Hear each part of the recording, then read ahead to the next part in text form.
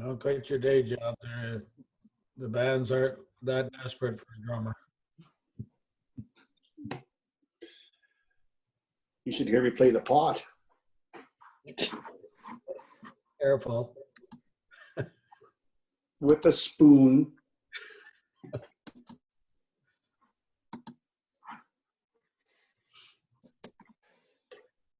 I see the Jag's been broken into twice. Mm-hmm.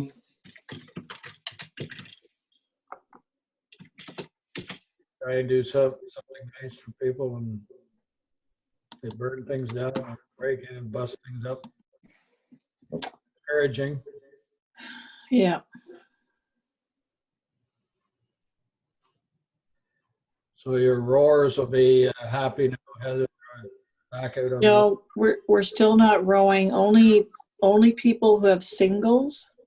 Only people who have singles, because Row Ontario, the insurance company isn't insuring our boats in the club-owned boats. This is across the province yet. Oh, But we think it'll be freeing up soon. okay.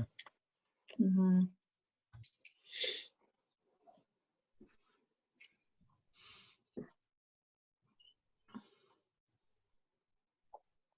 But there is sanitizer and everything in there for the rowers once we can get going. Well, with so many people out and around now, the social distancing is becoming very difficult. Mhm.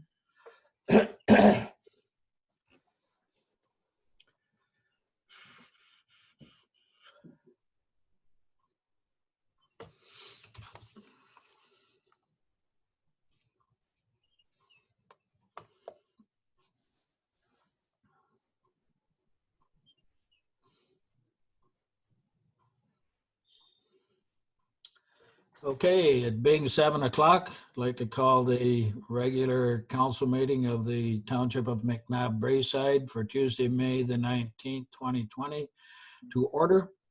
Roll call has been taken. Is there any disclosure of pecuniary interest in the general nature thereof?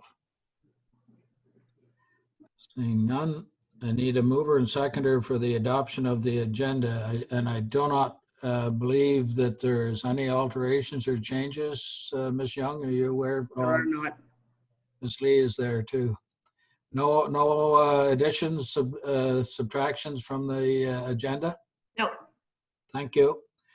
Moved by Councillor Broom, second by Councillor Lang. All in favor to accept the agenda as posted? It's carried. Thank you.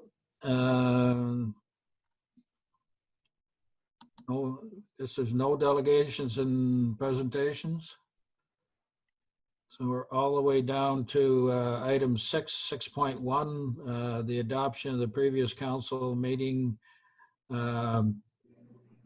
minutes on May the 5th. Moved by Deputy Mayor Armstrong, seconded by Councillor Jacob. Questions or comments on the minutes? All those in favor of the minutes as presented? That's carried. Thank you. Item 7, reports of committee. 7.1, the April 2020 financial overview, moved by Councillor Jacob, seconded by Councillor Broom.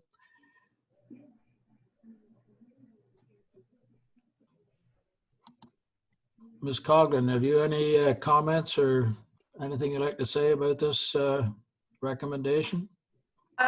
Just one of the bigger items that I wanted to just point out tonight about this is, you'll recall in the March financial overview that I had indicated there was quite a large variance between year over year on our cash receipts. And so of course I've been continuing to monitor them, and I was happy to see that we've actually received as much cash receipts compared to the same period of time, meaning January through till April for 2020 over 2019. In fact, we've actually received about $50,000 more for that same period of time. And when I looked into it a little bit further, the biggest reason for that variance that was identified last month was because with the tax due date, we had several large mortgage batches and property tax payments. And because of the working remotely and only being in the office a limited amount of time, a lot of the larger batches weren't coded and posted until April. So I'm happy to report that cash flow wise, we're receiving the same amount of funds. We also did receive in April the Q2 funding of about $124,000, and we also received the recycling revenue from Stewardship Ontario. So those were the two big items that of interest that happened in April. Thank you. It's really good news for the township with people still continuing on, I guess, the regular rate of paying their taxes, because we still have to provide the services and that are needed throughout the township. So that's very good news that is happening, and just to thank the residents of the township for stepping up and helping the community out. Has anyone else got any questions or comments on this point? So the recommendation is that council accept the April 2020 financial overview as information as submitted and circulated. And we've already had a mover and seconder. If there's no further questions, all those in favor? That's carried. Thank you.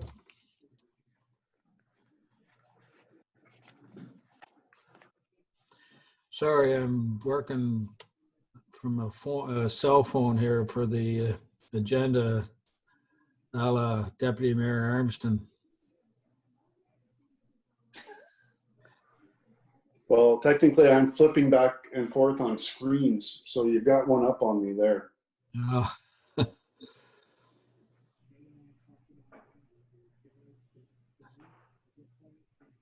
Oh, come on.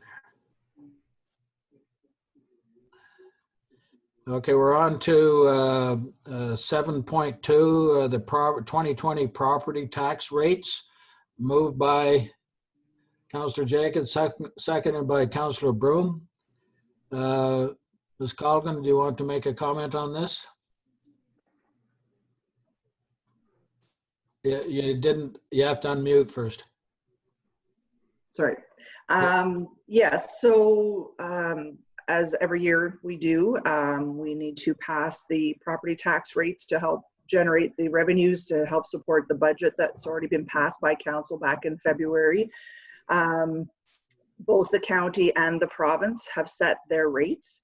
One of the biggest changes that I'm proposing this year is how the final tax billings are normally processed by the municipality.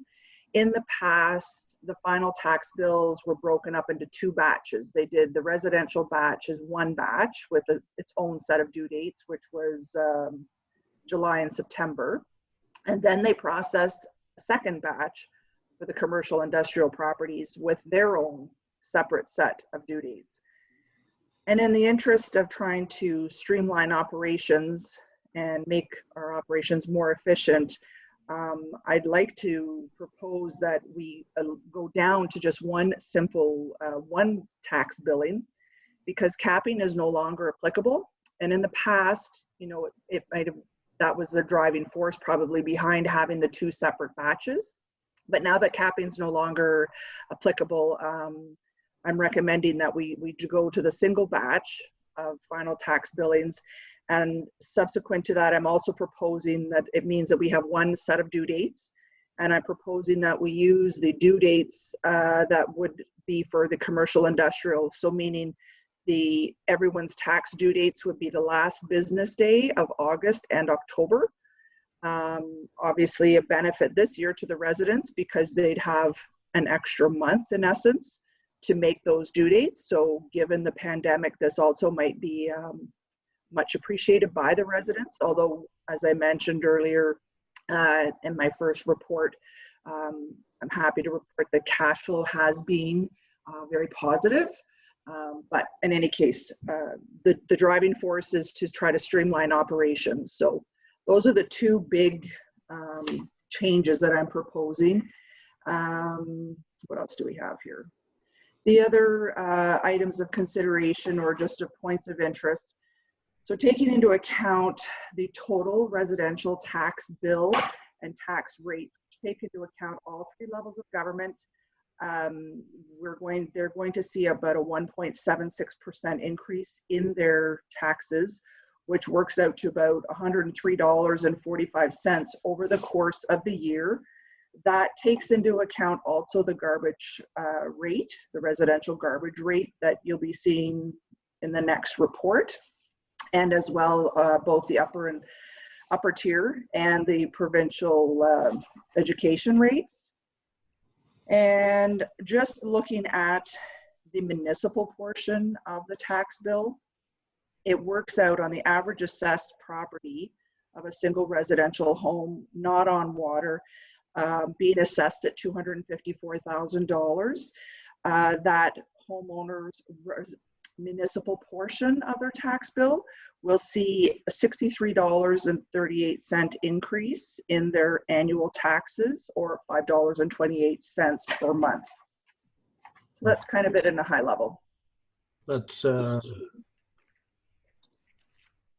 good report, lots of information. Anyone in council have questions or comments? Councillor Lang?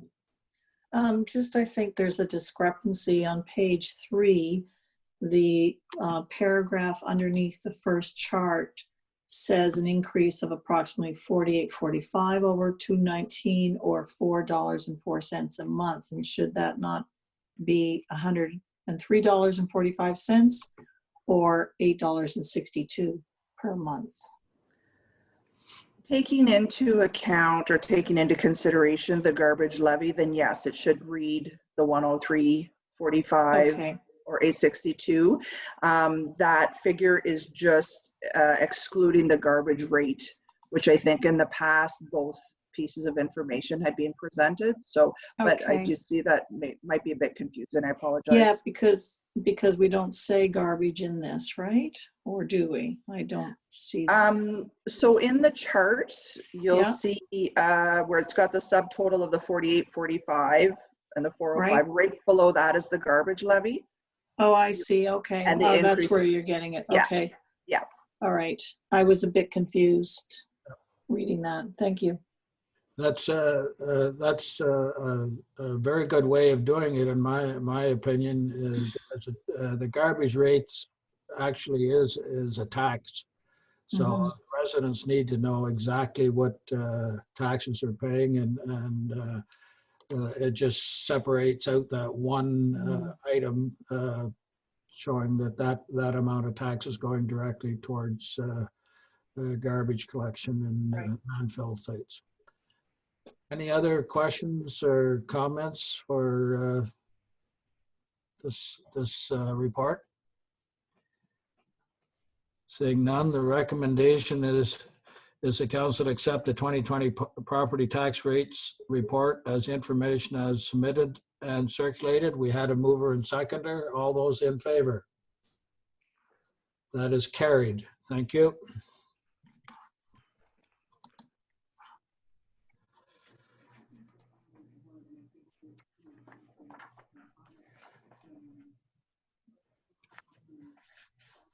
Sorry, it's slow. Okay, need a mover and seconder for 7.3, the 2020 garbage rates. Moved by Councillor Broom, seconded by Deputy Mayor Armstrong. Is there any information? I mean, I think it's pretty straightforward. Ms. Colligan, do you have a comment or anything, or? No? No, I don't really have anything to add unless anybody Okay. had a question about the information. Any questions or comments from council? Seeing none, we had a mover and seconder, and the recommendation is to accept this information. All those in favor? That's carried. Thank you. Correspondence items. there's two under 8.1, and then there's also 8.2. So the deputy mayor, I'll have a mover and seconder for information items. Councillor Jacob, Deputy Mayor Armstrong. Question or comments on 8.1, the Federation of Canadian Municipalities Protecting Vital Municipal Services?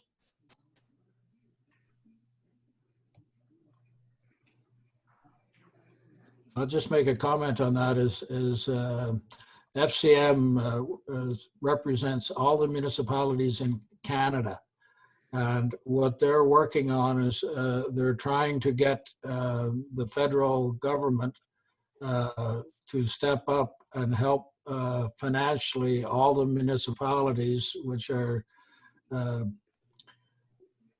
having huge expenditures that they normally don't have with COVID.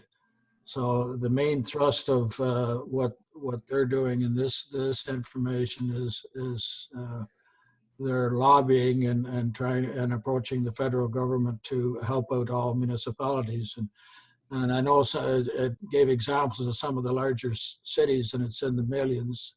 But the smaller municipalities like McNabb Braeside, we could also use a bit of financial help so that the burden next year doesn't all come down onto the taxpayers because of COVID-19. So the 8.2 is information from Cogeco about the broadband fund and the submission dates. Is there any comments or questions on that?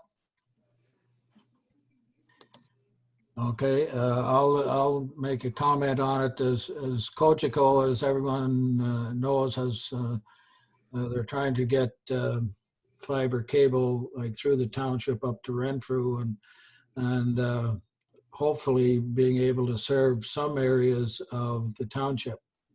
There have been a number of folks contact me, and I believe Councillor Jacob as well, concerned about the lack of connectivity in certain areas, and also the lack of high speed in certain areas, because so many people have been trying to work from home.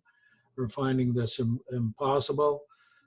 There's also, if high speed is not available in certain areas, that we're having developers build homes and stuff like that. People are not going to build there, because if you don't have high speed in this day and age, it's pretty hard to get anything done from home, or even if you're working in Ottawa.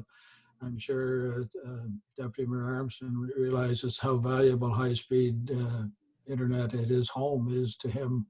But it's been delayed because of COVID, the submission date.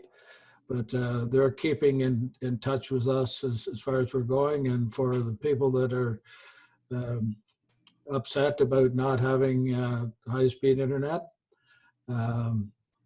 Township of McNabb Braeside, all of council and all of staff are lobbying every chance we get to try and get high-speed internet into the dead areas, of which there seems to be an awful lot of them in McNabb Braeside.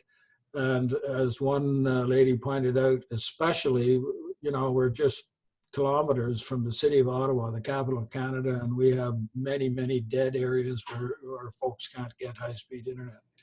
So this is I guess the information from Cogeco is that they've been delayed, but they're still working on it.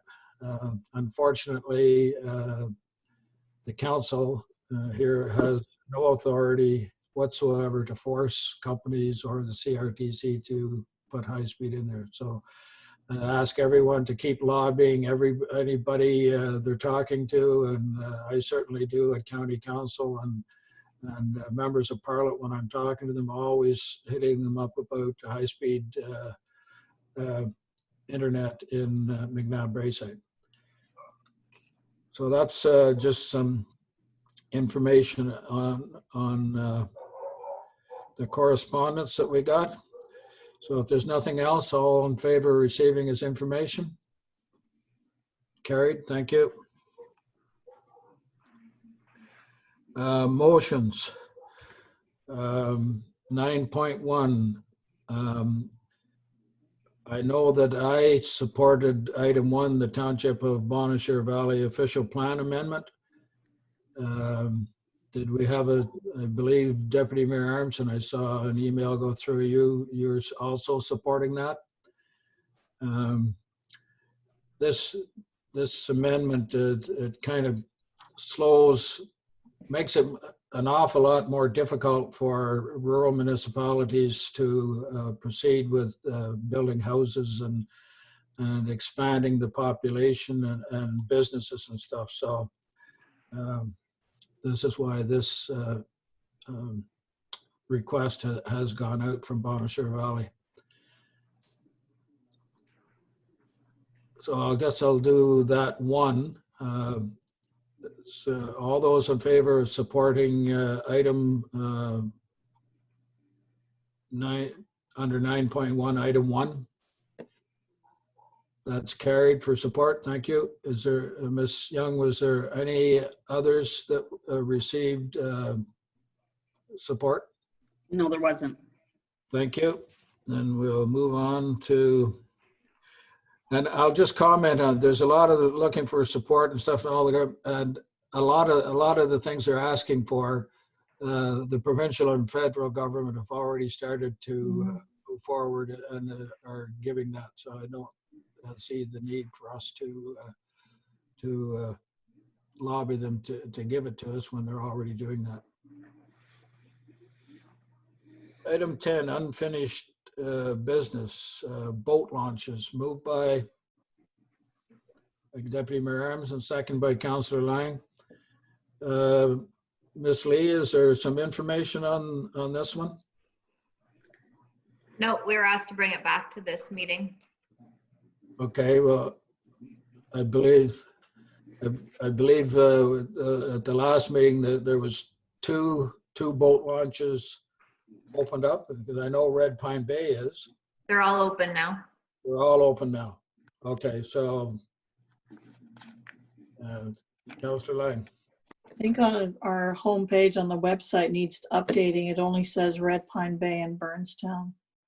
Boat launches are open. Okay, we'll take care of. We were waiting for the rec department to tell us that they were ready to be used, and we've not officially been told that yet, but the barricades are moved and people are using them, so. Okay, any other comments on the boat launches? All in favor of receiving this information? Carried, thank you. Item 11.1 under new business, safe bore extending temporary use, moved by Deputy Mayor Armstrong, second by Councillor Broom. This is Ms. Young, have you got to comment on this? I think this is your department, is it not? It is. Safe Bore have just asked for another 3-year extension on the temporary zoning for this property, the cement plant, where they house their business now, because they're still leasing from the actual owner. So I did put the bylaw on for consideration later on in the meeting if council wishes to support. Otherwise, we can tell them no, we're not extending it and they need to get out. Stop doing their business. Okay. Anybody any questions about this? You know, we like to promote business in the township, not scare them away. Well, if there's no comments, all those in favor of safe bar extending temporary use? That's carried, thank you. 11.2, COVID-19 financial impact. Moved by Councillor Jacobs, second by Deputy Mayor Armstrong. Ms. Coggan, have you got some comments on that? Yeah, so a couple of council meetings ago, council had requested kind of like an overview of what the impact of COVID-19 was potentially going to have on the municipality. As we all know, on March 17th, public was restricted from our municipal buildings, as well as landfill and recreation facilities. A work from home initiative was implemented at that time. There are a limit of 5 people permitted at the office at any one time. Council had waived any penalties up until the end of June, which will be revisited. The roads crews are now back to work. We do have some of the staff. We've brought back a few more staff members, but we're still adhering to the maximum of 5 people in the office at any one time. You know, going through,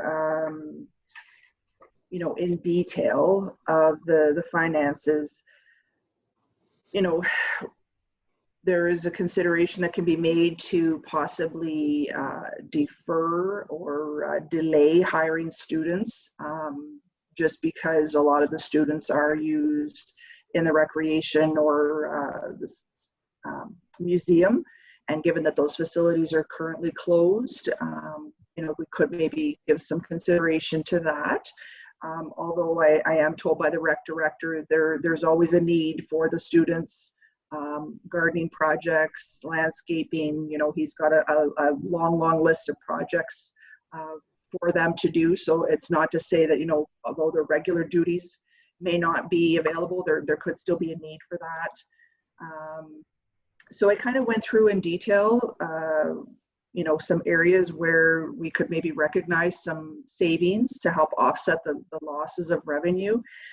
One of the areas that staff will be looking at is because of those recreation facilities being closed and the outdoor playgrounds and what have you, we do have some user agreements in place.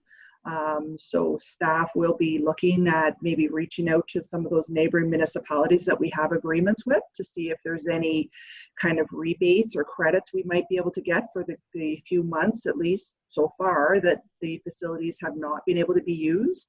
I can't really quantify what that might be because we have to entertain and have those discussions with those municipalities for starters. But as I mentioned earlier in the evening, I do feel that the municipality is overall in a very good cash flow position. In fact, looking at our aged receivables for property taxes, we're actually 8% lower, carrying 8% less arrears than we were at the same time last year, which is a really positive thing. So on my report, I did kind of identify, if you'd like to, I can go over it with you, but you know, I identified, try to high level where the main areas of potential lost revenue might be. The one item I should point out that I did take the liberty of incorporating into my lost revenue projection is that I anticipated that waiving penalty and interest would more than likely continue until the end of September. So that's why it's a $60,000 potential loss of revenue. But however, you know, if council decides that the end of June is still just, that's what makes sense, and we're going to start charging penalty June 1st, well, that figure then becomes basically $30,000. And of course, it goes without saying that the biggest loss of revenue is on the recreation side because of all the facility closures and cancellation of programs and what have you. And I did my best as well to, on the expenditure side of things, to identify high level areas. One of the biggest cost savings is the fact that most of the seminars and workshops, in-person workshops and that, have been canceled. So, you know, I went through basically each department and looked at what staff had requested and when the timing of it was. And so there's about $23,000 potentially of savings there. overall, again, the net I'm projecting, if everything went according to this forecast, we'll be seeing about a deficit of about $89,000 in revenue net impact. Would that be the current situation? Like if things stay closed for, say, 2 more months, would that increase, or is those numbers for the all of summer and that? So when I went through it, like I basically looked at it for the rest of the year. So on the recreation side of things, for example, you know, I took into account, okay, for example, Halloween. We usually do Halloween activities or that, you know, I'm optimistic that by that time things will have opened up enough, but recognizing assuming there's probably going to be restrictions in place for the number of people or there could be reluctance of people wanting to be in large groups. So I recognize some revenue, but not the full amount that was initially included in the budget. So I did kind of take those things into consideration across the board, whether on both sides, whether on the revenue or the expenditure side of things. Okay. I would hope that we could salvage some of the summer. It appears that we're moving forward to reopening a lot of things and more activities slowly, but I would hope that some of the summer and definitely the fall events and stuff like that we would start to see a recovery on revenue from activities as people start to be able to move around and gather more. I will make one comment about the summer students. I was pretty sure that I watched the Prime Minister on TV saying that the federal government was going to fund 100% of the costs of hiring students for everybody in the country, I believe. So my understanding of that is, if we hire summer students for recreation or for whatever use, that's going to be paid for by the federal government. And I hesitate not to hire. It's something that helps boost the economy because the summer students save money in order to go to university and colleges and stuff, which is extremely important for them to earn that money. And to see everything that needs to be done in the township let go because we don't have the staff to be able to do it. I would like to suggest that we find out for sure if the federal government is going to do this. And if so, I would suggest that we hire our summer students.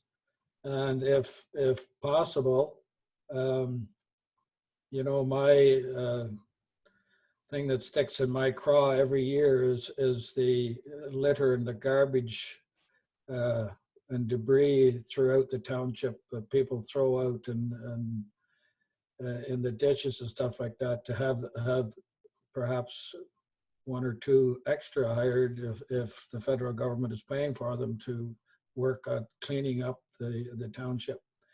Ms. Coughlin, you had something to add? I was just going to mention that, you know, although I had put the recommendation in there that basically threw out the idea of maybe considering maybe putting on hold the hiring of the students, I did not take any money out or recognize any savings on the expenditure side of things, on the wages side of things associated with that. I left the money in the budget. So if the plan was, you know, we normally hire in May for students, there's nothing being taken out for that. It was just more of a. Okay, Councillor Broome and then Councillor Lang, and then Councillor Jacob. The federal government will roll out a significant financial relief package for students. The government estimates that the new student will roll out about $9 billion in support. The new program will replace students' lost summer income of $1,250. So I'm not sure if it's if they can't get a job, they will give them money, or if they're going to give us back. So it's very unclear what I can just research very quickly. Okay, then there was Councillor Lang was next. I suspect, Councillor Broom, that it is to replace lost wages. I rather doubt that it's to reimburse municipalities for summer student wages. But my question is, if we do hire our summer students, one, is our gardener back, or is she listed in the summer student? She's not a student, but is she listed under the umbrella of summer seasonal work?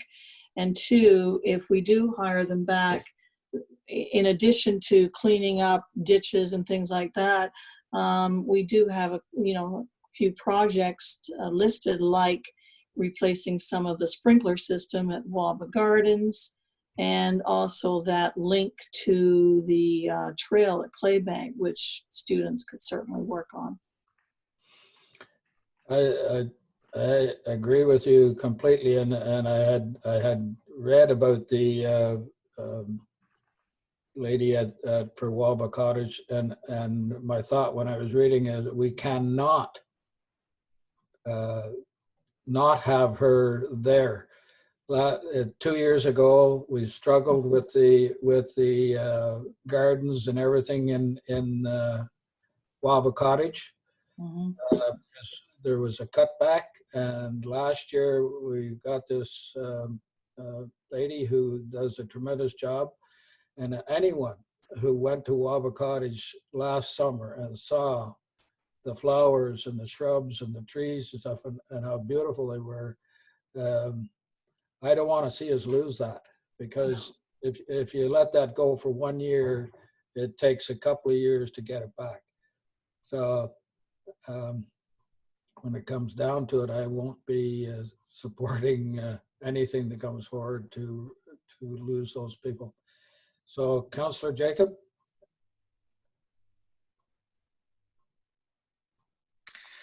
Thank you, Mr. Mayor. From my perspective and my understanding of the federal government programming, is only businesses that have applied for the Canada Summer Jobs Program in the past would receive the full top-up compared to the percentage that they had received historically. That was what our federal member of parliament has said in a couple of emails that she sent out over the last few weeks. So if we aren't one of those municipalities that applies for the Canada Summer Jobs Program, we unfortunately wouldn't be able to benefit from it in terms of the 100% payments. We always have applied for it. Is that correct, Ms. Lee? I don't believe that we applied this year, but Ms. Coughlin can clarify. Okay, Ms. Cogman. When I look through the files, I do not see any records that any grant applications were made for the 2020 calendar year for students. That's unfortunate.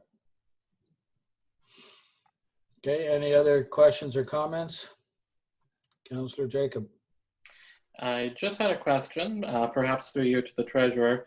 I didn't see in the breakdown of potential costs due to COVID any extra funding for bylaw enforcement to do enforcement and education at our boat launches, for instance, or at parks. Is this something that we're looking at fitting within their existing remuneration each month, or is it something that would be in addition? So there was no extra provisions included in this estimate related to bylaw enforcement. I know that through other council meetings, there has been discussions surrounding, ramping up bylaw enforcement and getting more assistance, whether it's at boat ramps or things like that. But I believe it's all under the umbrella of their existing contract.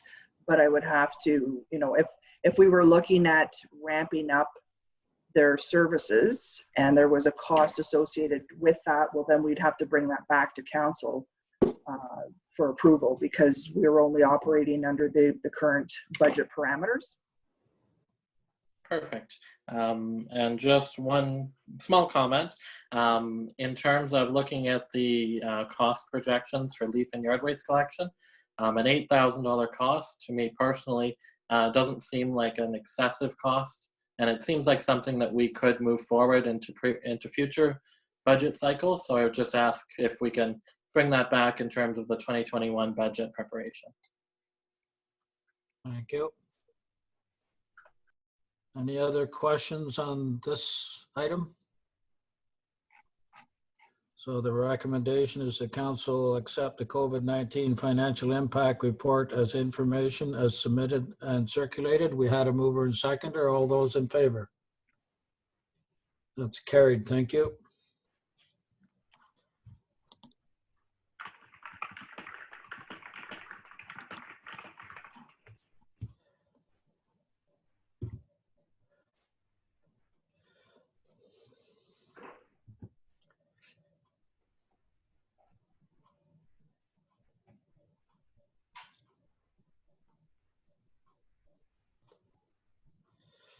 Sorry, this doesn't want to cooperate.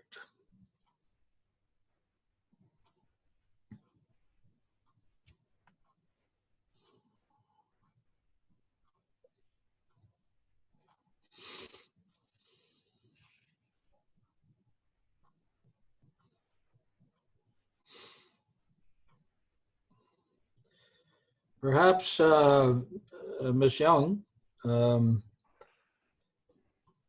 if we're continuing with these virtual meetings, I would ask for a printed copy of the agenda and just stick it Absolutely. in my slot. It'd be a lot better than trying to do this.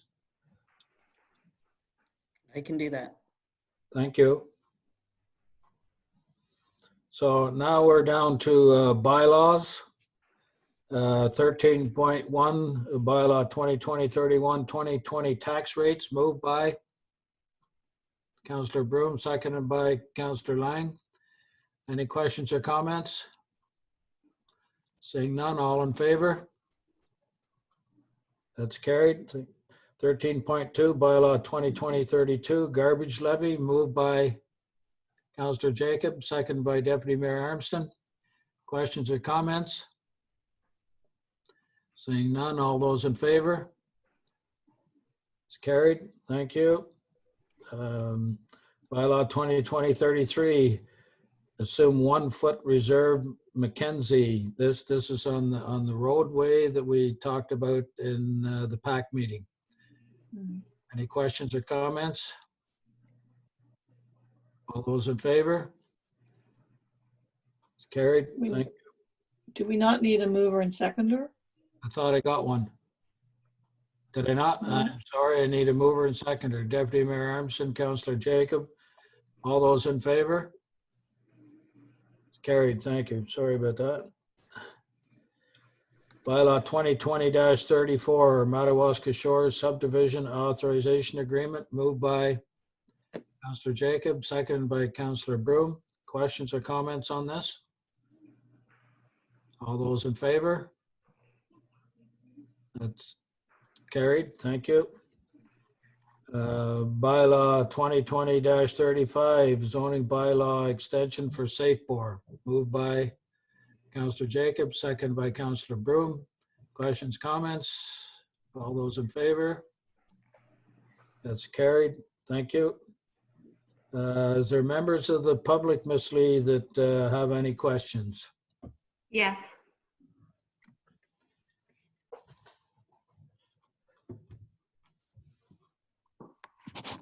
Hi, can you hear me all right? Is that Bob? Yes, hi, it's Bob here. Yeah, okay, Bob, I can hear you. Hey, great. I'm the developer over at Madawaska Shores, and I wanted to take this opportunity to thank Township Council and staff for their support over the past 4 years to bring this development to the approval stage. The lot owners and construction trades are also thankful that they can begin their planning and preparation for construction. And over the next 5 years, we can expect to see many fine new homes built in the development with upwards of $10 million of economic activity in the community. In these uncertain COVID times, it is nice for everyone to see growth in the community. And I also want to give special thanks to Mayor Tom for his leadership on this issue. And on a personal note, this is a very memorable day for both me and my wife, as we're also celebrating our 36th wedding anniversary tonight. So thanks to all, and keep safe. Well, thanks very much. First of all, congratulations on your anniversary, Bob. Okay, thanks, Tom. And as you know, that myself as well as all of council have been looking forward to see your project go forward. And especially times now when we need to crank up the economic development machine again. It's been dormant for a while, and that's very good news that everything has gotten through. And wish you all the success, Bob, because the more success you have, the more success the township will have. So thank you very much. Very good. We'll keep pushing forward. Thanks, Bob. Is there anyone else, Ms. Lee? No, That was it? yes. Okay, there's no closed meetings. The notice of the next dates are there. I need a mover and seconder for the confirmatory bylaw, please. Councillor Broom, Deputy Mayor Armstrong, all those in favor? It's carried. Thank you very much, folks. We're adjourned. Thank you. Everybody.